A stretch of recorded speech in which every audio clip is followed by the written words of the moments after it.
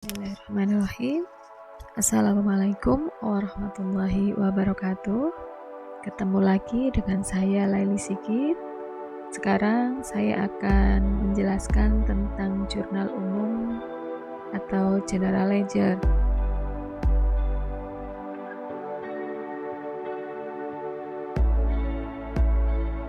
Nah, di sini saya akan mencontohkan dari transaksi yang terjadi pada salon Andrea Beauty selama bulan April 2020. Nah, di sini ada transaksi mulai tanggal 1 sampai dengan tanggal 30.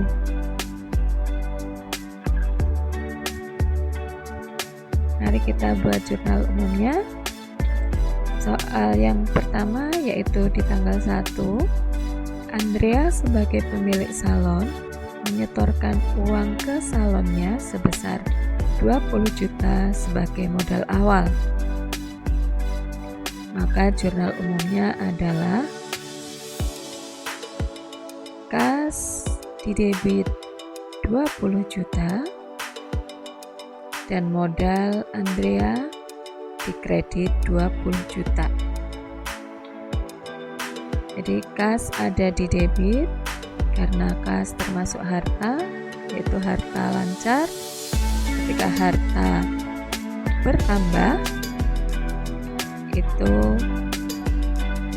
letak angkanya ada di sebelah debit. Jadi semua harta ketika bertambah di jurnal umum kita letakkan di sebelah debit. Kemudian modal Andrea jadi bertambah. Modal ketika bertambah itu kita letakkan di sebelah kredit, sehingga jurnal umum untuk tanggal 1 kas di debit 20 juta dan modal Andrea dikredit 20 juta. Transaksi berikutnya di tanggal 2, membeli perlengkapan salon 300.000 dan peralatan salon 700.000 secara kredit pada toko Marina Ayu. Jurnal umumnya adalah perlengkapan salon di debit 300.000, peralatan salon di debit 700.000 dan utang usaha di kredit 1 juta. Nah, di sini perlengkapan salon termasuk harta lancar, sehingga ketika bertambah maka ada di sebelah debit. Jadi angka 300.000 kita masukkan di sebelah debit. Demikian juga peralatan salon.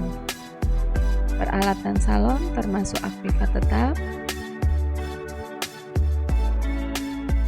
sehingga di sini peralatan salon juga bertambah, maka ditaruh di sebelah debit.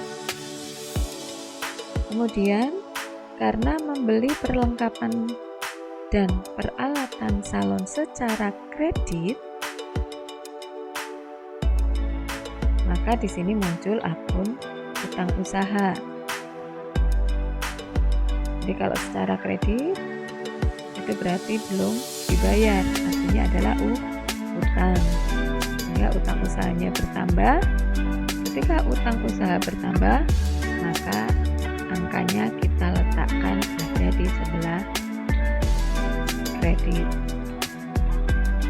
Jadi jurnal umum untuk tanggal 2, perlengkapan salon 300.000 di debit, peralatan salon 700.000 ada di debit juga, dan utang usaha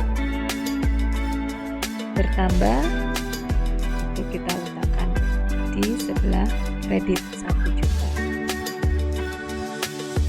lanjut di tanggal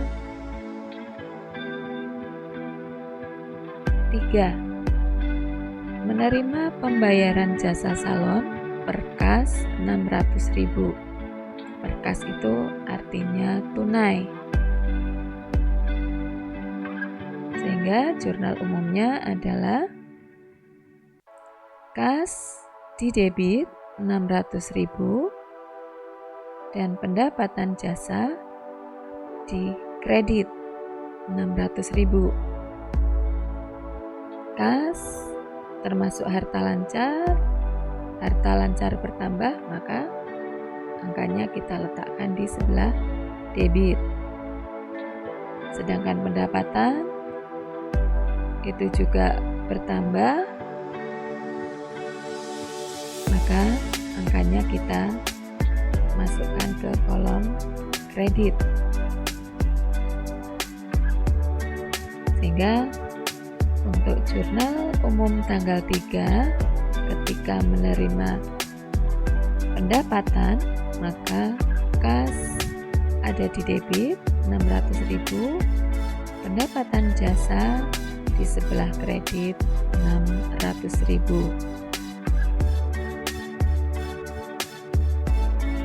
Transaksi selanjutnya di tanggal 5 difakturkan untuk ditagih kepada grup marching band Gita Bahana Suara atas jasa salon sebesar Rp2.500.000.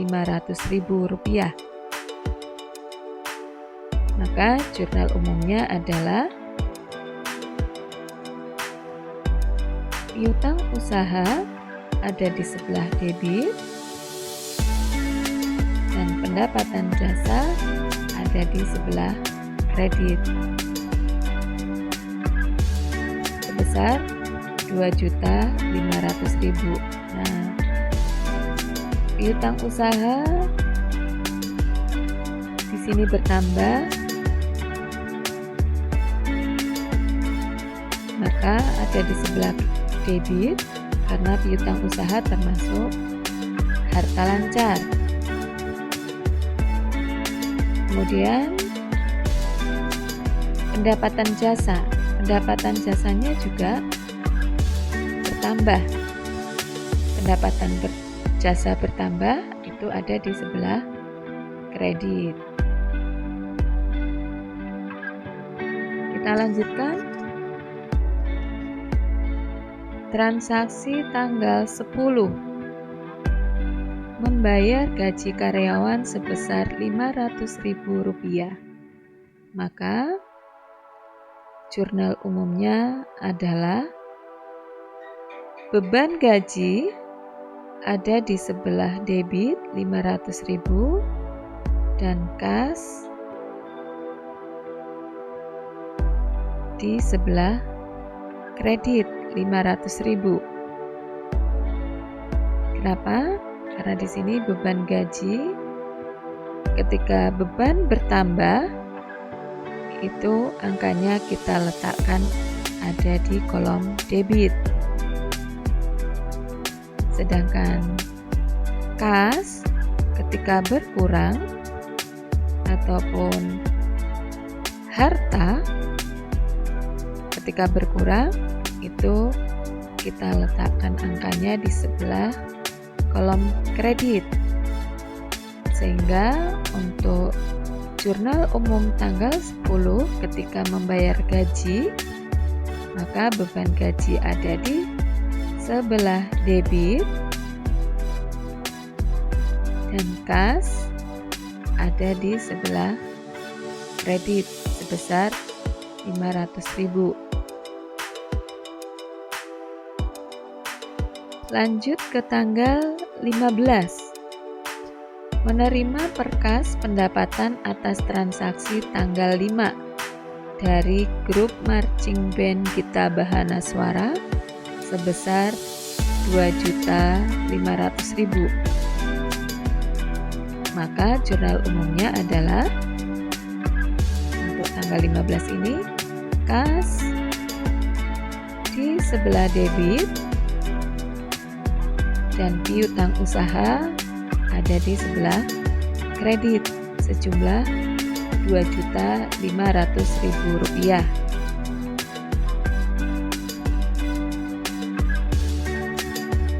Kas ada di debit karena kas di sini termasuk harta lancar.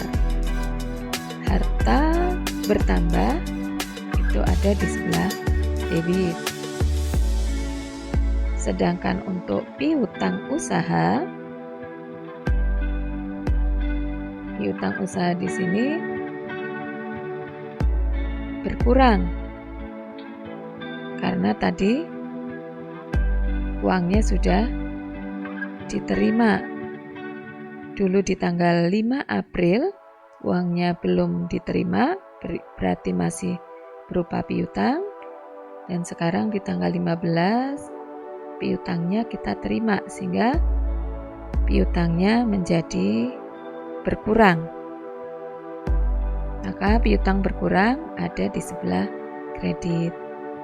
Maka jurnal umum tanggal 15 ketika menerima piutang, maka kas di debit 2.500.000 dan piutang usaha ada di kredit Rp2.500.000.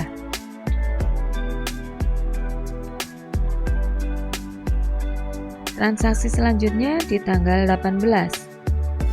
Membayar rekening listrik dan air Rp400.000. Maka jurnal umumnya adalah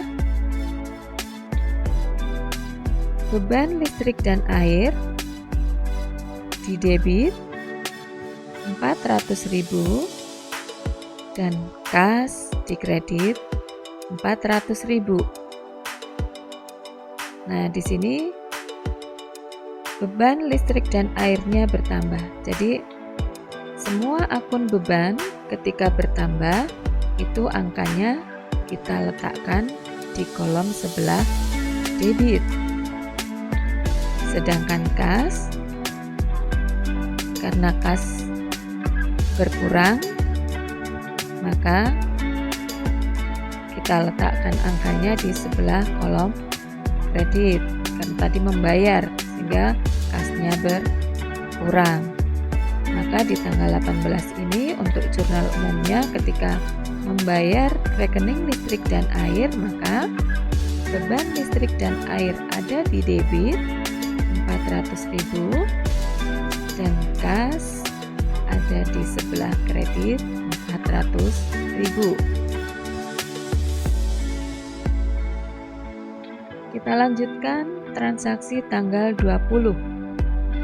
Mengirim faktur kepada Ibu Anita sebesar Rp500.000. Maka jurnal umumnya adalah piutang usaha ada di sebelah debit Rp500.000 dan pendapatan jasa ada di sebelah kredit Rp500.000. Nah, di transaksi tanggal 20 di sini piutang usahanya bertambah. Piutang usaha termasuk harta lancar, maka di sini ketika bertambah itu angkanya kita letakkan di kolom sebelah debit. Sedangkan pendapatan jasa itu kita letakkan di sebelah kredit karena pendapatan jasanya bertambah. Sehingga untuk jurnal umum tanggal 20 piutang usahanya ada di debit Rp500.000 dan pendapatan jasanya ada di sebelah kredit Rp500.000. Transaksi berikutnya tanggal 25. Membayar utang kepada toko Marina Ayu sebesar 1 juta. Maka jurnal umumnya adalah utang usaha ada di sebelah debit 1 juta dan kas ada di sebelah kredit 1 juta. Nah, utang usaha ini ada di sebelah debit karena utang usahanya berkurang. Karena tadi utangnya dibayar. Akan tetapi di sini kasnya jadi berkurang karena bayar. Sehingga kas itu kita letakkan di kolom sebelah kredit. Sehingga di tanggal 25 ini untuk jurnal umumnya utang usaha di debit 1 juta, kas di kredit 1 juta.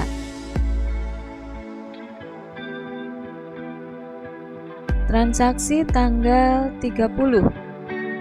Andrea mengambil uang kas dari salon sebesar 200.000. Nah, kalau di sini namanya privé. Jadi pengambilan uang ataupun barang untuk kepentingan pribadi namanya privé. Nah, jurnal umumnya adalah privé di debit 200.000 dan kas di kredit 200.000. Kenapa privé ada di debit? Karena privé di sini bertambah.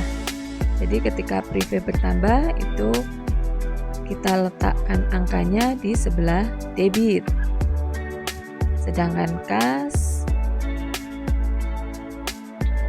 salon Andrea menjadi berkurang. Kas berkurang itu ada di sebelah kredit, sehingga angka 200.000 untuk kas kita letakkan di sebelah kredit. Jadi untuk jurnal umum tanggal 30 ketika pengambilan privé, maka privé ada di debit 200.000 dan kas di kredit 200.000.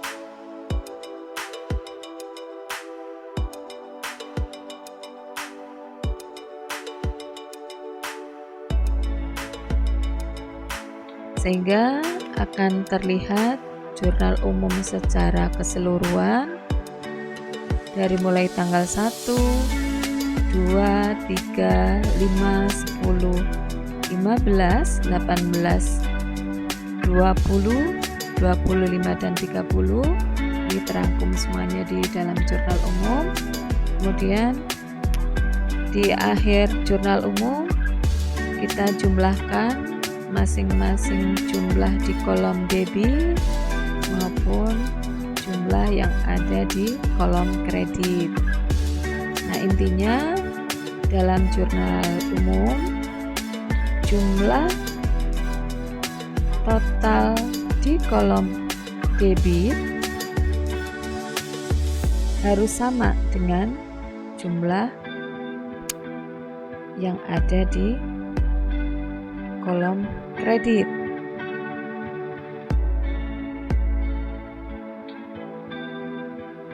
Nah, kalau jumlahnya sudah sama, maka jurnal umum yang kita buat adalah sudah benar.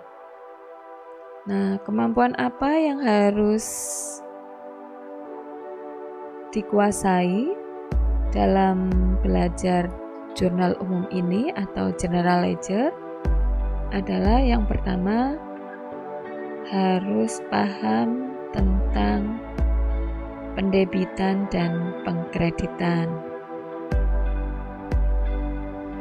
Yang kedua harus paham tentang minimal penggolongan harta lancar dan harta tetap.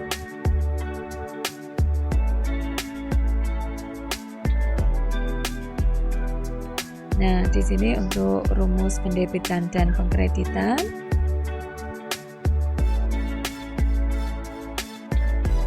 ini boleh dihafalkan. Alangkah lebih baiknya untuk dipahami sehingga ketika ada soal tentang jurnal umum kita sudah bisa mengerjakan dengan baik dan benar.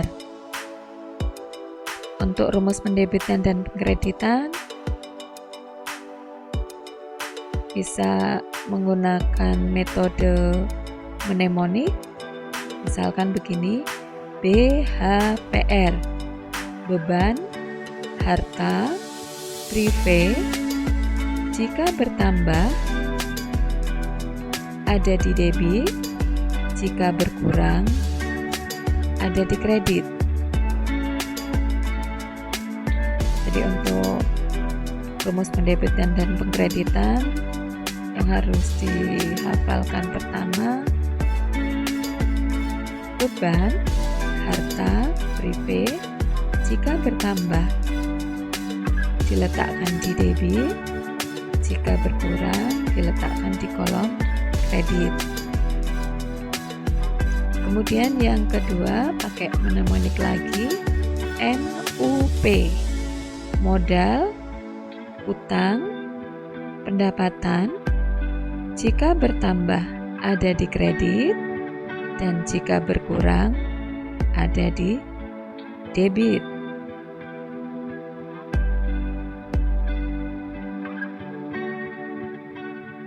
Jadi untuk rumus yang kedua ini juga harus minimal hafal. Alangkah lebih baiknya dipahami. Nah, otomatis di sini akan muncul saldo normal. Nah, sebetulnya untuk saldo normal cara memahaminya yaitu dengan ungkapan atau pernyataan di mana bertambahnya, disitulah letak saldo normalnya. Jadi ketika beban harta prive tadi hafalannya adalah ketika bertambah itu ada di sebelah debit, otomatis saldo normal untuk beban harta prive itu ada di sebelah debit. Demikian juga untuk modal utang pendapatan. Tadi letak bertambahnya itu ada di sebelah kredit, sehingga otomatis untuk pemahaman saldo normal pasti letak saldo normal itu ada di sebelah kredit.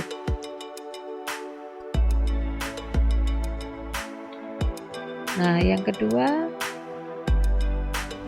harus memahami penggolongan minimal harta lancar dan harta tetap.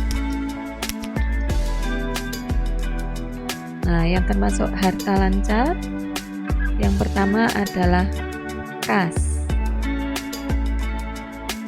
kemudian piutang atau nama lengkapnya piutang usaha,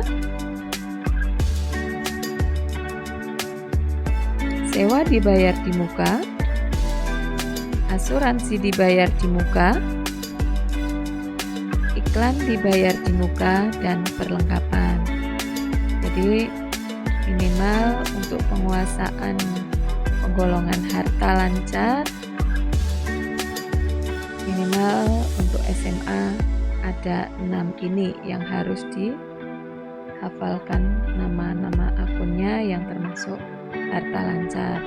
Jadi yang termasuk harta lancar, kas, piutang, sewa dibayar di muka, asuransi dibayar di muka, iklan dibayar di muka, dan perlengkapan. Jadi segala sesuatu yang sifatnya dibayar di muka itu termasuk harta lancar, bisa sewa, bisa asuransi, bisa iklan, dan yang lainnya.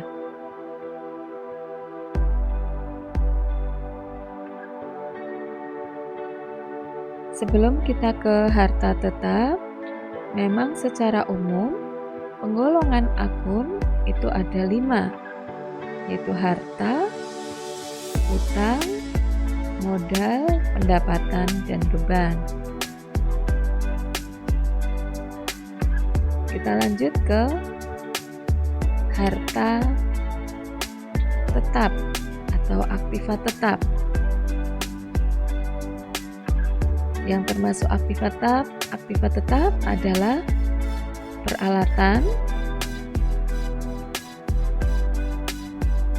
kemudian kendaraan, boleh mobil, sama saja di mobil termasuk kendaraan, kemudian gedung,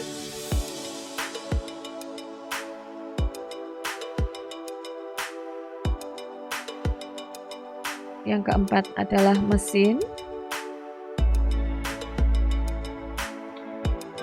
yang kelima tanah,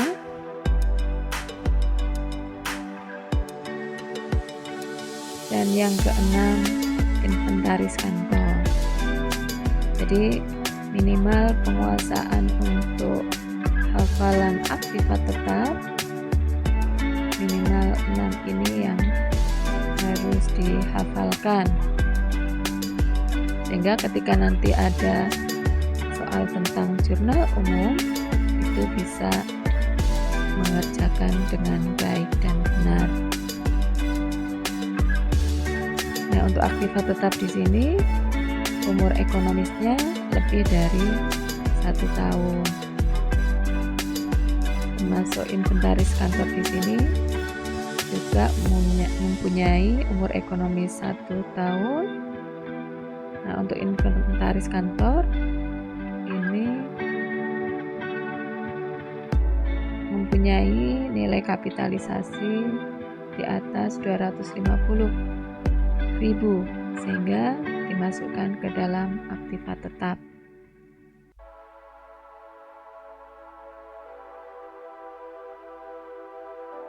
Terima kasih. Sampai ketemu lagi pada materi selanjutnya. Assalamualaikum warahmatullahi wabarakatuh.